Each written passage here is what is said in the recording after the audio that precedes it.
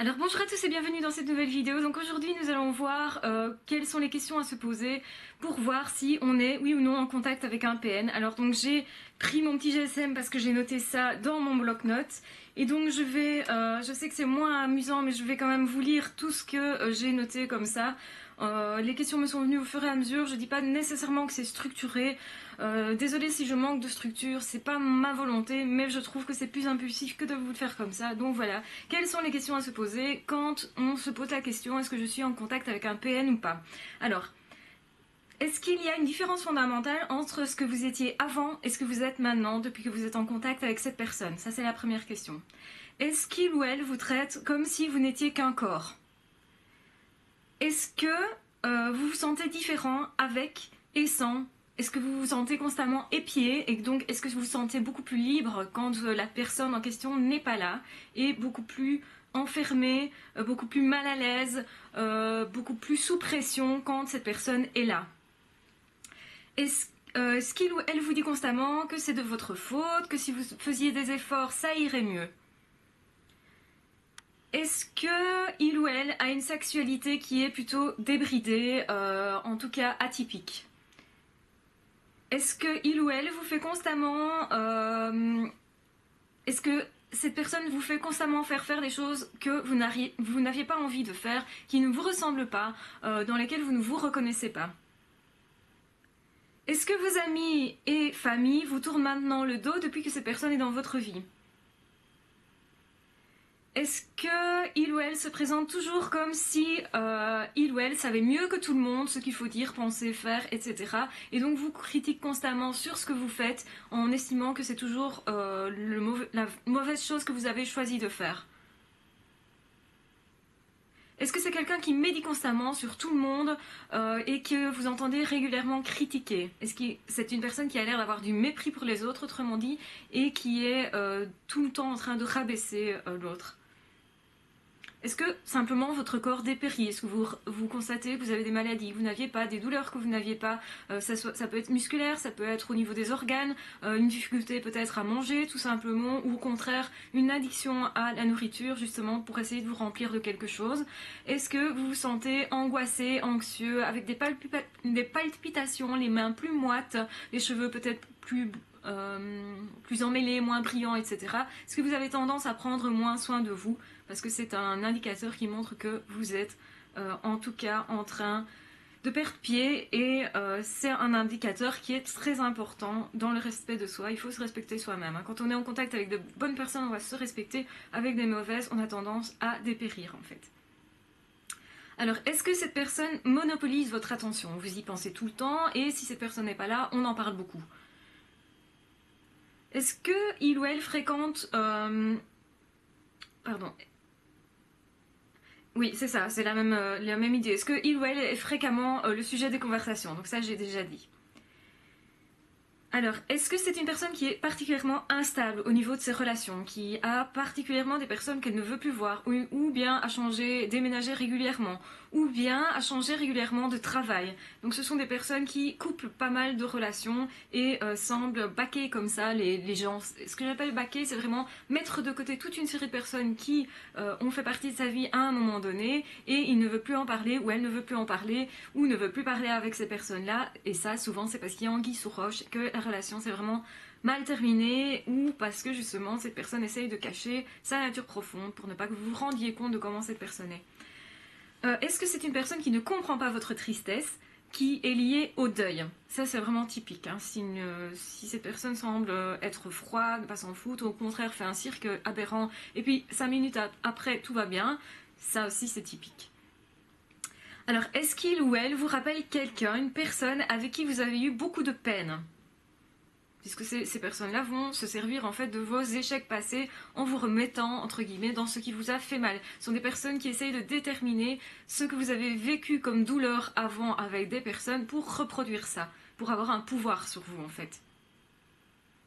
Est-ce qu'il ou elle en a fait des tonnes au début, dépensant sans compter par exemple, ou vous donnant beaucoup de compliments, en s'imposant, etc., en vous portant presque au nu comme ça, et puis ensuite c'est une personne qui ne s'occupe plus de vous, qui vous met de côté, qui vous rabaisse, qui a en fait une attitude complètement inverse. Donc ça c'est typique, hein, le début est toujours très flamboyant. Alors, est-ce que vous avez tout laissé pour suivre cette personne? Travail, lieu de famille, oui, lieu de vie, je veux dire, famille, amis. Est-ce que vous avez tout quitté pour cette personne-là? Parce que ce sont des personnes qui vous font perdre pied justement en vous changeant donc de milieu pour justement vous faire perdre pied plus facilement en faisant en sorte que vous n'ayez pas de nouveaux amis puisque évidemment quand on part on se dit je vais rencontrer d'autres personnes, ça va aller, etc. Je vais avoir un nouveau boulot éventuellement, etc. Et il ne se passe rien de tout ça. Non seulement on vous dit ben non, plus de boulot, ou non je veux pas que tu vois telle ou telle personne, et chaque fois que vous vous liez soi-disant d'amitié avec quelqu'un, eh bien c'est justement une personne que soi-disant la personne n'aime pas, quoi, ou qui cache soi-disant une mauvaise qui est de mauvaise influence. Enfin bon, on essaye de vous convaincre que cette personne n'est pas une bonne personne pour vous, simplement parce qu'il ne veut pas que vous fréquentiez qui que ce soit. Alors, est-ce que vous aviez l'impression que tous vos problèmes allaient se résoudre quand vous allez rencontrer cette personne?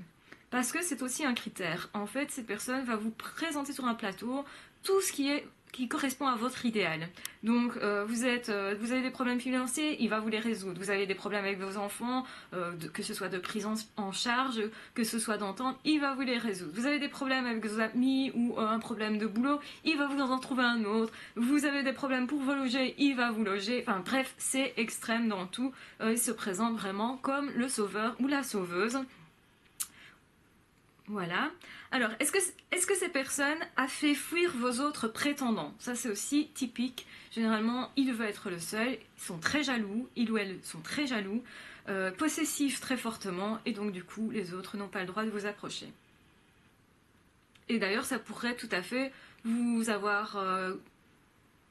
en fait, vous auriez pu penser de ça, oh ben c'est alors que cette personne m'aime vraiment très fort, qui tient vraiment à cette relation, que vraiment son amour est extraordinaire. En fait, rien à voir. Mais ça, c'est une interprétation que la victime peut se faire. Et du coup, ça va augmenter son pouvoir de séduction.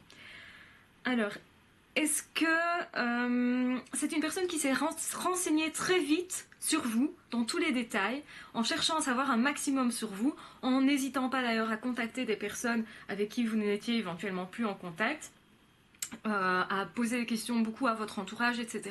Donc ces gens-là se renseignent très fortement. Quand ils repèrent une victime, d'abord ils se renseignent sur cette personne-là, essayent de tout savoir et ils en disent très peu d'eux-mêmes. Donc ça c'est typique aussi. Alors, est-ce que justement, dans les premiers instants, c'est une personne qui vous semblait pas trop parfait? Est-ce que quelqu'un de votre entourage vous a dit c'est quelque chose de parfait, c'est même trop parfait? Parce que ça, c'est typique aussi. Alors, est-ce que c'est une personne qui répond à votre place? Quand on vous pose une question, c'est une personne qui va donner votre avis à votre place, ou qui répond aux questions qu'on vous pose, ou qui intercepte en fait les relations, donc les questions que les autres vous posent. Au lieu de parler directement avec vous, ces personnes-là vont s'adresser à ce pervers narcissique en question pour vous demander votre avis. Et donc, ce qui lui permettra de déformer votre avis ou de prendre position en disant mais non, hein, tu sais, elle ne veut pas aller chez toi, ou il ne veut pas aller chez toi. Et en fait, comme ça, il vous exclut de la relation en tant que telle et garde un pouvoir sur vos relations. Alors, est-ce que c'est quelqu'un qui s'est invité chez vous très vite? Est-ce que c'est quelqu'un qui s'est imposé très vite chez vous? Ça, c'est très typique. Ils le font généralement. Et alors, est-ce que il ou elle ne tient pas compte de vos avis, même si vous protestez? Alors, est-ce que c'est quelqu'un qui vous a demandé de vous séparer de certaines personnes ou bien essaye de vous convaincre que quelqu'un ne vous aime pas? Ça aussi, c'est très possessif. Ils sont très possessifs, donc c'est vraiment typique. Alors, est-ce que ces personnes vous empêchent de faire quelque chose que vous aimiez, de redécorer la maison, de faire un sport, de faire une activité, ou en fait de faire des choses qui vous permettraient de rencontrer des personnes et d'être bien, de reprendre en fait votre calme aussi, de vous recentrer sur vous-même et de réfléchir. Donc ces personnes-là évitent de vous laisser seul quand ils voient que, ou elles voient que vous êtes en train de ruminer. Ils essayent de vous faire ruminer davantage et donc d'éviter toutes les choses, les promenades par exemple qui pourraient vous détendre ou le coup enfin le petit coup qu'on va boire avec les copains, etc. Donc tout ce qui pourrait vous soulager, il met ou elle met un obstacle entre vous et ça, quoi. Alors est-ce que quelqu'un qui lève facilement les yeux au ciel quand vous parlez? même s'il n'y a pas de raison et que vous ne comprenez pas pourquoi cette personne le fait. Est-ce que vous voyez souvent cette personne lever les yeux au ciel quand vous parlez, comme si ce que vous disiez était complètement con? Alors, est-ce que c'est quelqu'un que vous avez pu percevoir comme étant satisfait quand vous pleuriez? Ou est-ce que c'est quelqu'un qui a dit à quelqu'un d'autre, je voudrais bien que cette personne-là pleure? Donc c'est vraiment typique aussi. Alors, est-ce que c'est quelqu'un qui explique sa froideur et son manque d'émotivité par un caractère timide et réservé, et en gros, vous demande de comprendre ce caractère-là? Ça sert d'alibi en fait, au fait qu'ils n'ont pas de sentiments. Au lieu d'avouer qu'ils n'ont pas de sentiments, qu'ils sont froids, etc., ils essayent de faire en sorte plutôt que vous acceptiez cette froideur, qui n'est pas qu'une froideur d'apparence comme l'est le timide ou le réservé, qui lui peut paraître froid, mais derrière, généralement, il y a beaucoup de choses qui se passent.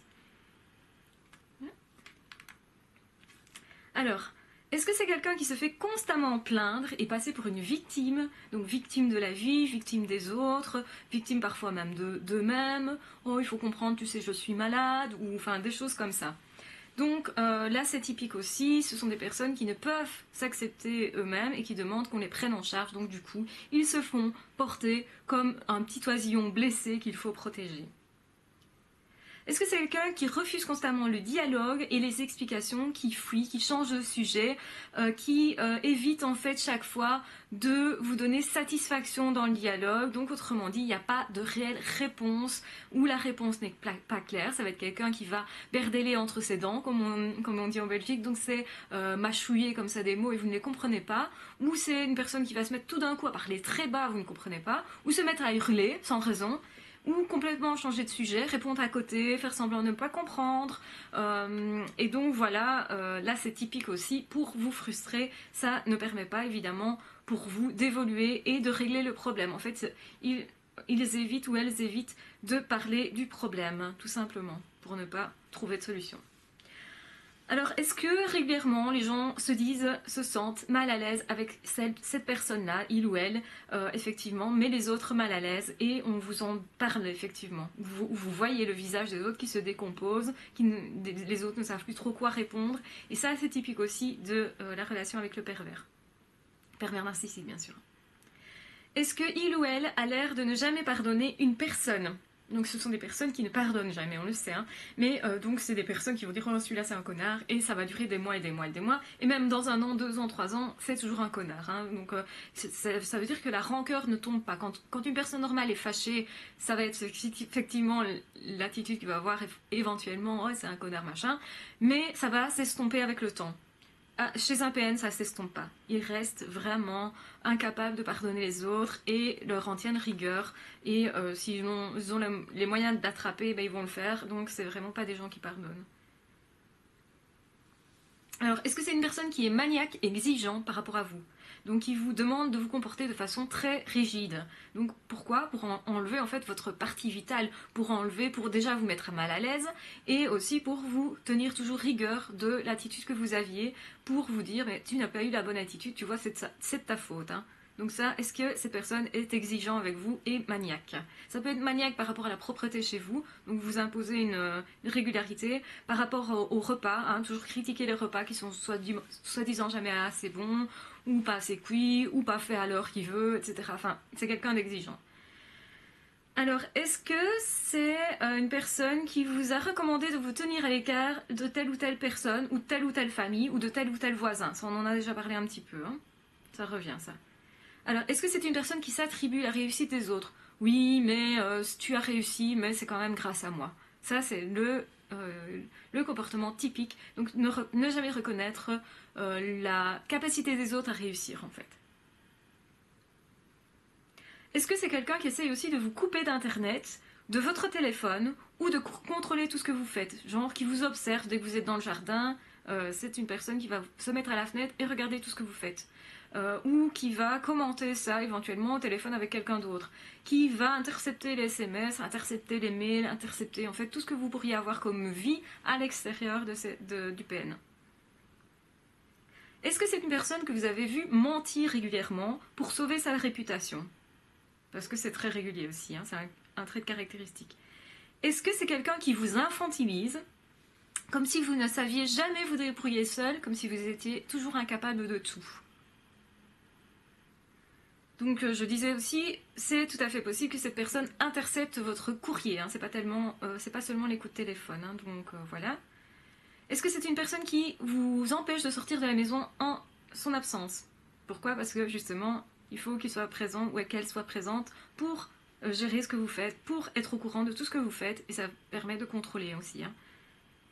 Est-ce qu'il ou elle vous est devenu indispensable au point que vous tournez en rond quand cette personne n'est pas là et que vous vous sentez perdu, égaré, vous ne savez plus quoi penser, vous ne savez plus quoi faire?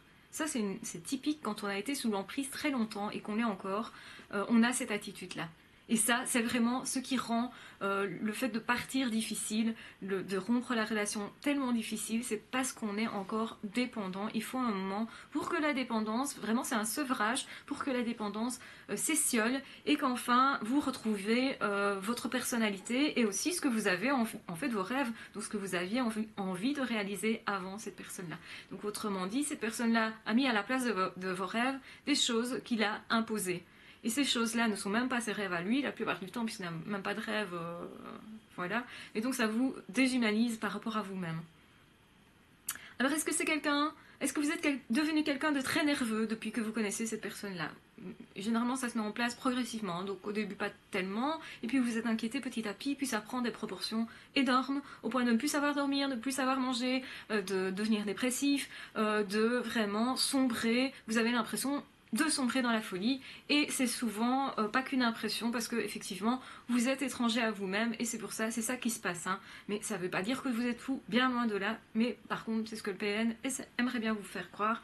Le PN veut vous voir dégringoler, dégrader en fait, être dégradé, et tant physiquement que moralement, hein, donc. Est-ce que vous lui cachez des choses pour ne pas attiser sa colère? Est-ce que vous avez constamment l'impression de marcher sur des œufs et de vous dire mince, ça il faut pas que je fasse parce qu'alors on va encore avoir une scène de ménage et tout, et je vais m'en prendre plein la tronche, quoi, en gros. Donc est-ce que vous avez peur de cette personne? Dit autrement, hein, c'est une forme de peur, et c'est de la peur. Hein, ce sont des personnes qui créent de la peur chez l'autre, qui au moins créent un malaise. Alors, est-ce que vous avez l'impression de ne plus vous reconnaître, d'avoir des réactions inhabituelles, au point de vous dire que vous perdez la tête? Donc ça, j'en ai déjà parlé. Alors, est-ce que c'est une personne qui vous disqualifie en public, essayant toujours de vous faire jouer le mauvais rôle? Donc quoi que vous fassiez, vous savez que de toute façon, vous êtes perdant à tous les coups. Donc ça, c'est déstabilisant à vivre. Hein. Donc, et parfois, d'ailleurs, c'est pour ça qu'on se pose la question, mais au fond, est-ce que j'ai raison? Tout le monde a l'air contre moi, etc. Donc, ils sont capables de retourner les gens contre vous. Est-ce que c'est un cas de figure que vous avez remarqué? Est-ce que les autres vous aiment moins depuis que cette personne est dans l'entourage? Voilà. Alors, est-ce que c'est une personne qui est très orgueilleuse, qui aime bien se mettre en avant et qui ne se sent pas bien justement quand l'attention n'est pas centrée sur elle ou il? Alors, est-ce qu'il y a une très grande différence, mais ça j'avais dit au tout début, hein, entre ce que la personne fait en privé et fait en public? Ça c'est vraiment le typique. Est-ce que vous avez l'impression que cette personne joue constamment une comédie? Donc vous remarquez que cette personne peut changer d'avis en fonction des personnes, de masque, d'attitude, etc. Alors, est-ce que cette personne, à certains moments, peut sembler complètement dépressif, etc., quand vous ne faites pas ce que la personne veut, donc complètement dans un état dépressif, fait semblant d'être complètement déprimé, de pleurer, etc. Et un quart d'heure après, paf, il n'y a plus rien de tout ça, c'est plutôt de la colère, et donc ça change à une rapidité VV', et donc ça, c'est quelque chose qui n'est pas normal, qui montre que les sentiments de dépression n'étaient pas vrais, que c'était plus de la manipulation. Alors, est-ce que c'est une personne qui va accaparer les gens ou empêcher les autres de parler en tête à tête? Donc ça, c'est très très typique. Les PN ne veulent pas que les autres parlent en tête à tête avec la victime. Ça, c'est pour isoler la victime, hein, c'est pour manipuler. Alors, est-ce que cette personne nie constamment vos besoins, surtout les besoins les plus élémentaires? Est-ce que c'est une personne qui ne vous écoute jamais, ne vous répond jamais ou répond constamment à côté? Alors, est-ce que cette personne fait constamment des allusions que les autres ne semblent pas percevoir, puisque eux n'ont pas l'explication de ces allusions-là, et vous les vivez par contre comme des attaques.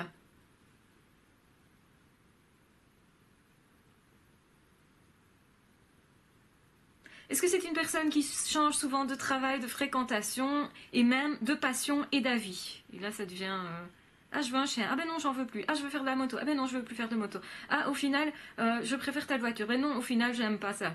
Et enfin, voilà, ça passe du coq à l'âne tout le temps, au niveau des passions également, et de ses rêves, soi-disant, aussi. Alors, est-ce que c'est une personne qui sait gérer son argent, ou au contraire, est-ce que c'est une personne qui profite de l'argent des autres? Ou au contraire, est-ce que c'est une personne qui semble vous acheter ou acheter vos enfants?